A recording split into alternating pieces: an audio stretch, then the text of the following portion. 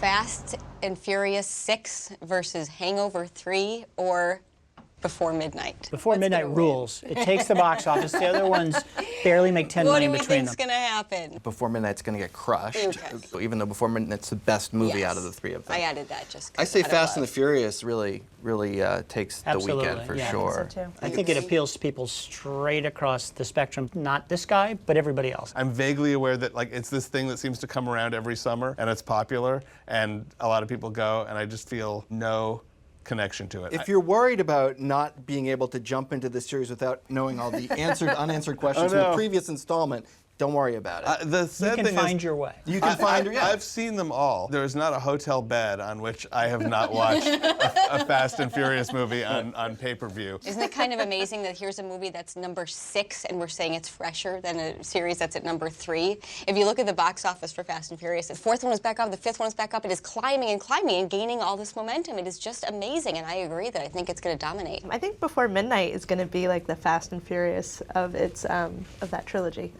I think this will do the best out of all three. It'll have crazy per-screen averages because everywhere it plays, every ticket will be sold because the people who love that thing love it like crazy. Before Midnight will have its revenge in the fall when The Hangover and Fast and Furious are both completely forgotten, and Before Midnight gets to be one of the very few movies from the early part of the year that is in the awards conversation. Which one do you think holds up better over several weeks? Fast and Furious. I agree. I don't know. I think people didn't like Hangover 2 very much. I think they've got this kind of humor everywhere now. When the first one came out, it was kind of novel and still really gross and shocking, and now it's everywhere. Even the campaign, they're kind of co-opting the whole Harry Potter, this is the end motif for their posters, and it just kind of looks a little... Maybe they'll all die at the end.